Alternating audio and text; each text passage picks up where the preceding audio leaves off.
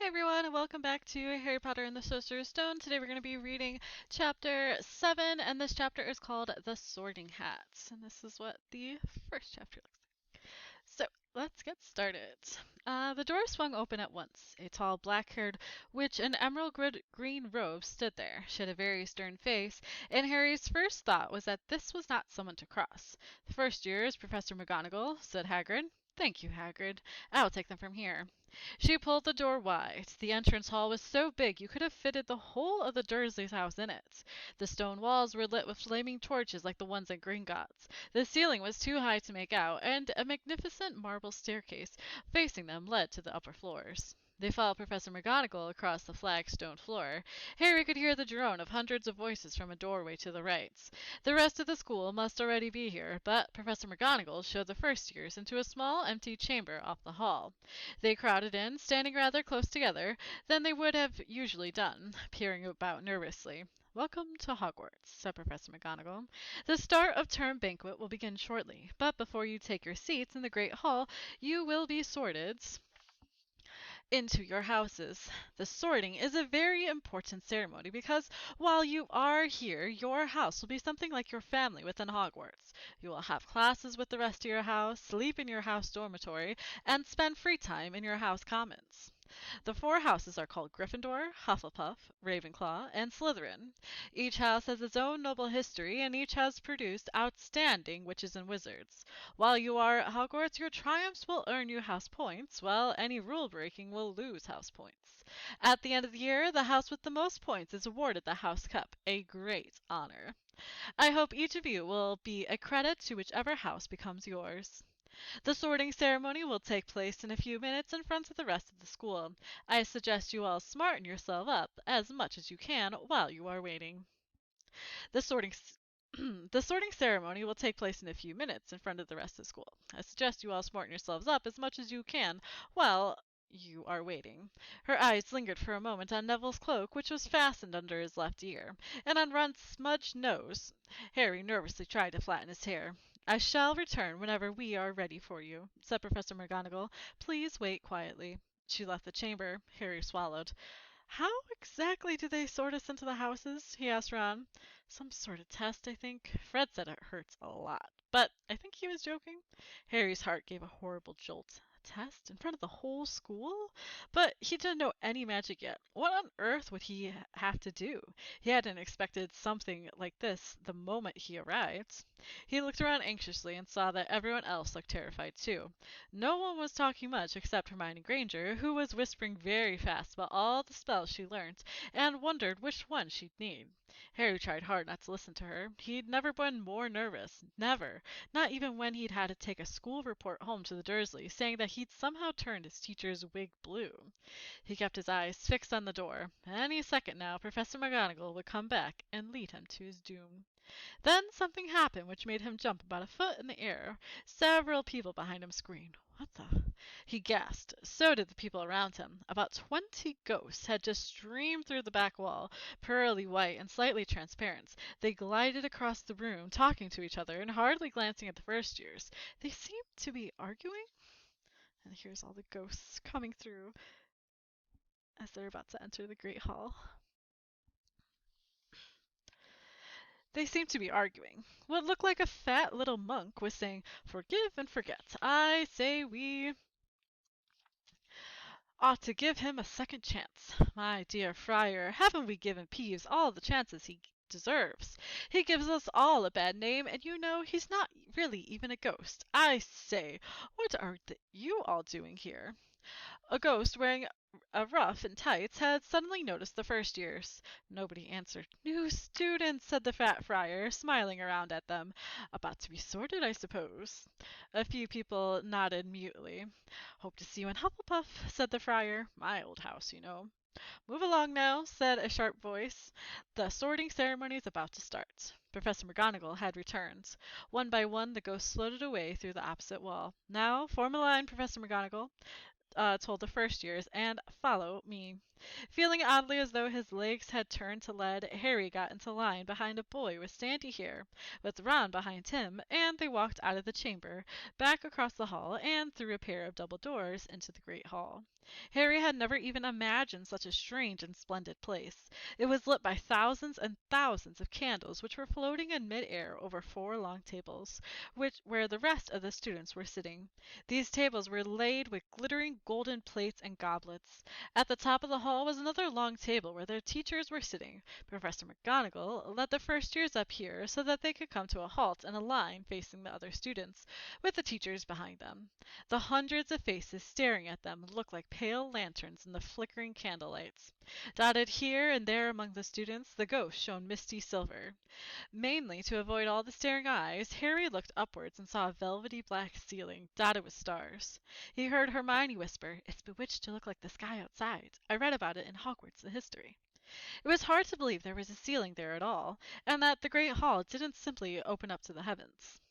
Harry quickly looked down again as Professor McGonagall silently placed a four-legged stool in front of the first years. On top of the stool she put a pointed wizard's hat.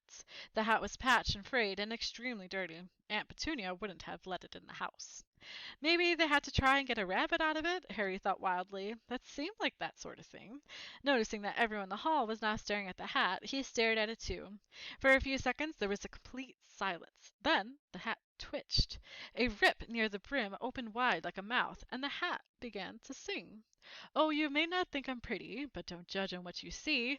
I'll eat myself if you can find a smarter hat than me. You can keep your bowlers black, your top hat sleek and tall, for I am the Hogwarts sorting hat, and I can cap them all. There's nothing hidden in your head the sorting hat can't see, so try me on and I will tell you where you ought to be. You might belong in Gryffindor, where dwell the brave at heart. Their daring nerve and chivalry set Gryffindors apart. You might belong in Hufflepuff, where they are just and loyal. Those patient Hufflepuffs are true and unafraid of toil. And yet in wise old Ravenclaw, if you've ready mind, where those of wit and learning will always find their kind. Or perhaps in Slytherin you'll make your real friends. Those cunning folk use any means to achieve their ends. So put me on, don't be afraid, and don't get in a flap. You're in safe hands, though I have none, for I'm a thinking cap." The whole hall burst into applause as the hat finished its song. It bowed to each of the four tables and then began quite still again. "So we've just to try on the hat," Ron whispered to Harry. "I'll kill Fred.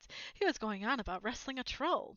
Harry smiled weakly. Yes, trying on the hat was a lot better than having to do a spell, but he did wish they could have tried it on without everyone watching. The hat seemed to be asking rather a lot. Harry didn't feel brave or quick-witted or any of that at the moment. If only the hat had mentioned a house for people who felt a bit queasy, that would have been the one for him. Professor McGonagall now stepped forward, holding a long roll of parchment. "When I call your name, you will put on the hat and sit on the stool to be sorted," she said. "Abbott Hannah." A pink-faced girl with blonde pigtails stumbled on the line, put on the hat, which fell right down over her eyes, and sat down. A moment's pause. "Hufflepuff!" shouted the hat. The table on the right cheered and clapped as Hannah went to sit down at the Hufflepuff table. Harry saw the ghost of the fat friar waving merrily at her. "Bones Susan!" "Hufflepuff!" shouted the hat again, and Susan scuttled off to sit next to Hannah. "Boot Terry!" "Ravenclaw!" The table, second from the left, clapped. This time, several Ravenclaws stood up to shake hands with Terry as he joined them. Brocklehurst Mandy went to Ravenclaw too, but Brown Lavender became the first new Gryffindor, and the table on the far left exploded with cheers. Harry could see Ron's twin brother catcalling. Bulstrode Millicent, that became a Slytherin. Perhaps it was Harry's imagination after all he'd heard about Slytherin, but he thought they looked like an unpleasant lot. He was starting to feel definitely sick now. He remembered being picked for teams during sport lessons at his old school. He had always been last to be chosen, not because he was no good, but because no one wanted Dudley to think they liked him. Finch, Fletchy, Justin. Hufflepuff! Sometimes Harry noticed the hat shouted out the house at once, but at others it took a little while to decide. Finnegan Seamus, the sandy-haired boy next to Harry in line, sat on the stool for almost a whole minute before the hat declared him a Gryffindor. Granger Hermione! Hermione almost ran to the stool and jammed the hat eagerly on her head. Gryffindor! Shouted the hat. Ron groaned. A horrible thought struck Harry, as horrible thoughts always do when you're very nervous. What if he wasn't chosen at all? What if he just sat there with a hat over his eyes for ages until Professor McGonagall jerked it off his head and said there had obviously been a mistake and he'd better get back on the train? When Neville Longbottom, the boy who kept losing his toad, was called, he fell over on his way to the stool. The hat took a long time to decide with Neville, when it finally shouted, Gryffindor. Neville ran off still wearing it, and had to jog back amid gales of laughter and give it to McDougal Morrig. Malfoy swaggered forward when his name was called and got his wish at once. The hat had barely touched his head when it screamed, Slytherin! Malfoy went to join his friends Crabbe and Goyle, looking pleased with himself. There weren't many people left now. Moon, Not, Parkinson, then a pair of twin girls, Patil and Patil, then Perk, Sally Ann, and then at last, Potter, Harry. As Harry stepped forward, whispers suddenly broke out like hissing fires all over the hall. Potter, did she say? The Harry Potter? The last thing Harry saw before the hat dropped over his eyes was the hall full of people craning to get a good look at him. Next second, he was looking at the black inside of the hat. He waited. So here's Harry with the sorting hat on his head.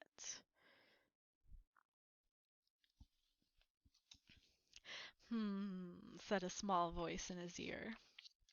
Difficult. Very difficult. Plenty of courage, I see. Not a bad mind either. There's talent. Oh, my goodness, yes. And a nice thirst to prove yourself. Now that's interesting. So where shall I put you? Harry gripped the edges of the stool and thought, not Slytherin, not Slytherin. Not Slytherin, eh? Said the small voice. Are you sure? You could be great, you know. It's all here in your head, and Slytherin will help you on the way to greatness. No doubt about that. No? Well, if you're sure, better be Gryffindor. Harry heard the hat shout the last word to the whole hall. He took off the hat and walked shakily towards the Gryffindor table. He was so relieved to have been chosen and not put in Slytherin, he'd hardly noticed that he was getting the loudest cheer yet. Percy the prefect got up and shook his hand vigorously, while the Weasley twins yelled, We got Potter! We got Potter! Harry sat down opposite the ghost in the ruff he'd seen earlier. The ghost patted his arm, giving Harry the sudden horrible feeling he'd just plunged into a bucket of ice-cold water. He could see the high table properly now. At the end nearest him sat Hagrid, who caught his eye and gave him the 2 thumbs up. Harry grinned back, and there in the center of the high table, in a large gold chair, sat Albus Dumbledore. Harry recognized him at once. From the card he got out of the Chocolate Frog on the train. Dumbledore's silver hair was the only thing in the whole hall that shone as brightly as the ghost's. Harry spotted Professor Quirrell, too, the nervous young man from the Leaky Cauldron. And here's a picture of Professor Quirrell.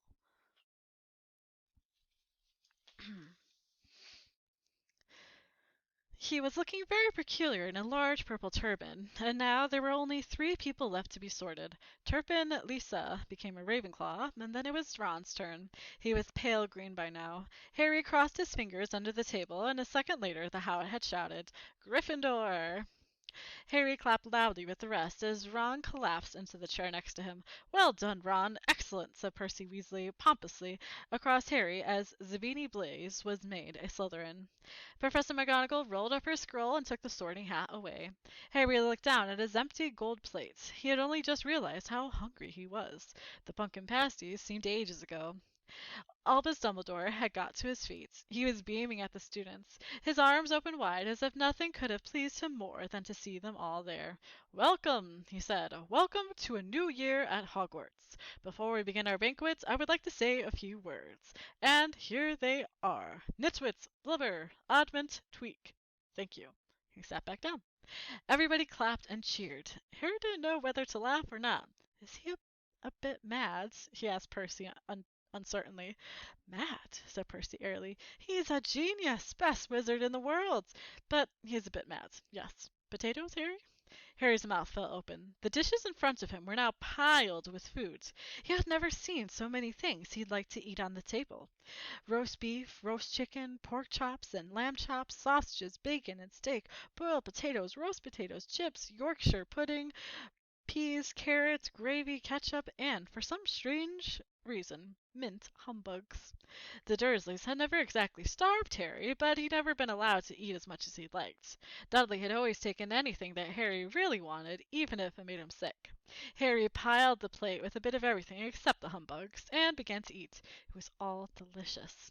"That does look good," said the ghost and the rough sadly, watching Harry cut up his steak. "Can't you—" "I haven't eaten for nearly 500 years," said the ghost. "I don't need to, of course, but one does miss it. I don't think I've introduced myself.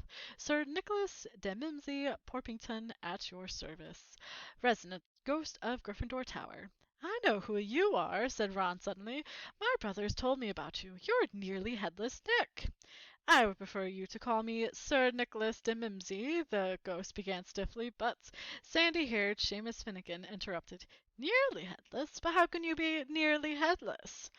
Sir Nicholas looked extremely miffed, as if their little chat wasn't going all the way he wanted.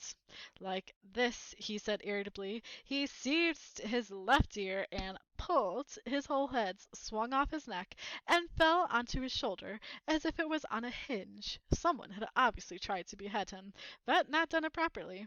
Looking pleased at the stunned looks on their faces, Nearly Headless Nick flipped his head back on his neck, coughed, and said, "So, new Gryffindors, I hope you're going to help us win the house championship this year. Gryffindor has never gone so long without winning. Slytherin have got the cup 6 years in a row." The Bloody Baron's becoming almost unbearable. He's the Slytherin ghost. And here is Nearly Headless Nick, or Sir Nick. Harry looked over at the Slytherin table and saw a horrible ghost sitting there, with blank, staring eyes, a gaunt face, and robe stained with silver bloods. He was right next to Malfoy, who, Harry was pleased to see, didn't look too pleased with the seating arrangements. "How did he get covered in blood?" asked Seamus with great interest. "I never asked him," said Nearly Headless Nick delicately. When everyone had eaten as much as they could, the remains of the food faded from the tables, leaving them sparkling clean as before. A moment later, the puddings appeared, blocks of ice cream in every flavor you could think of, apple pies, treacle tarts, chocolate eclairs, and jam donuts, trifle, strawberries, jelly, rice pudding. As Harry helped himself to a treacle tart, the talk turned to their families. "I'm half and half," said Seamus. "My dad's a muggle. Mam didn't tell me she was a witch till after they were married. Bit of a nasty shock for him." The others laughed. "What about you, Neville?" said Ron. "Well, my gran brought me up, and she's a witch," said Neville, "but my family thought I was a muggle for ages. My great-uncle Algy kept trying to catch me off guard and force some magic out of me. He pushed me off the end of Blackpool Pier once. I nearly drowned, but nothing happened till I was 8. Great-uncle Algy came round for tea, and he was hanging me out of an upstairs window by the ankles when my great-auntie Enid offered him a meringue, and he accidentally let go. But I bounced all the way down to the garden and into the roads. They were all really pleased. Gran was crying, she was so happy.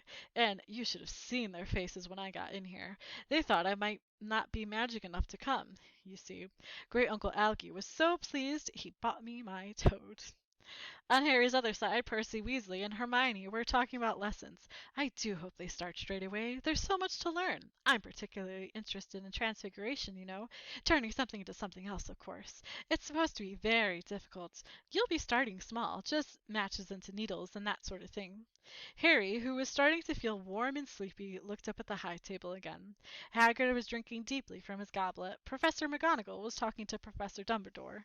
Professor Quirrell, in his absurd turban, was talking to a teacher with greasy black hair, a hooked nose, and sallow skin. It happened very suddenly. The hook-nosed teacher looked past Quirrell's turban, straight into Harry's eyes, and a sharp, hot pain shot across the scar on Harry's forehead. "Ouch!" Harry clapped a hand to his forehead. "What is it?" asked Percy. Nothing." The pain had gone as quickly as it had come. Harder to shake off was the feeling Harry had got from the teacher's look. A feeling that he didn't like Harry at all. "Who's that teacher talking to Professor Quirrell?" he asked Percy. "Oh, you know Quirrell already, do you?" "No wonder he's looking so nervous. That's Professor Snape. He teaches potions, but he doesn't want to. Everyone knows he's after Quirrell's job. Knows an awful lot about the dark arts, Snape." Harry watched Snape for a while, but Snape didn't look at him again. At last the puddings too disappeared, and Professor Dumbledore got to his feet again. The hall fell silent. "Ahem! Just a few more words now we are all fed and watered. I have a few start-of-term notices to give you. First years should note that the forest in the grounds is forbidden to all pupils, and a few of our older students would do well to remember that as well." Dumbledore's twinkling eyes flashed in the direction of the Weasley twins. "I have also been asked by Mr. Filch, the caretaker, to remind you that no magic should be used between classes in the corridors. Quidditch trials will be held in the second week of term. Anyone interested in playing for their house teams should contact Madam Hooch. And finally, I must tell you that this year the third corridor on the right-hand side is out of bounds to everyone who does not wish to die a very painful death." Harry laughed, but he was one of the few who did. "He's that serious?" he muttered to Percy. "Must be," said Percy, frowning at Dumbledore. "It's odd, because he usually gives us a reason why we're not allowed to go somewhere. The forest full of dangerous beasts, everyone knows that. I do think he might have told prefects at least. And now, before we go to bed, let us sing the school song," cried Dumbledore. Harry noticed that the other teachers' smiles had become rather fixed. Dumbledore gave his wand a little flick, as if he was trying to get a fly off the end, and a long golden ribbon flew out of it, which rose high above the tables and twisted itself snake-like into words. "Everyone pick their favorite tune," said Dumbledore, "and off we go." And the school bellowed, "Hogwarts, Hogwarts, Hoggy Warty Hogwarts, teach us something please, whether we be old and bald, or young with scabby knees, our heads could do with filling with some interesting stuff, for now they're bare and full of air, dead flies and bits of fluff. So teach us things worth knowing, bring back what we forgot, just do your best, we'll do the rest, and learn until our brains all rot."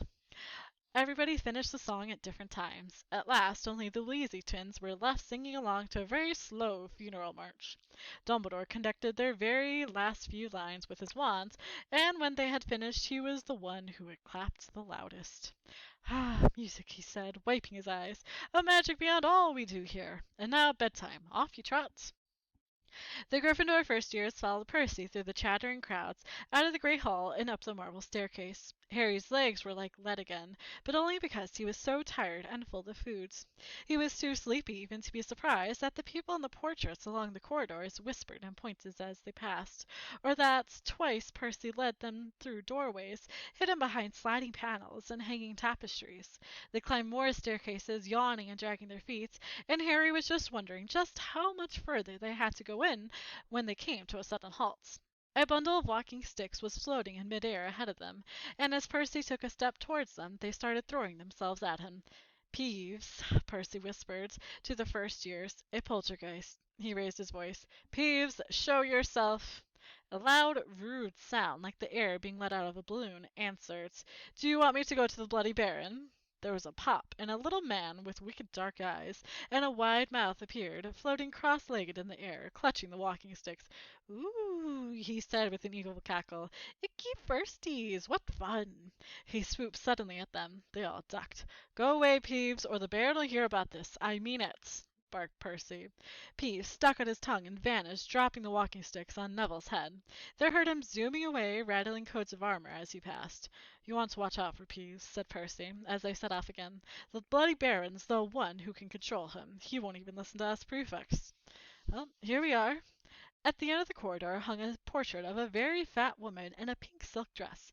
"Password," she said. "Caput Draconis," said Percy, and the portrait swung forward to reveal a round hole in the wall.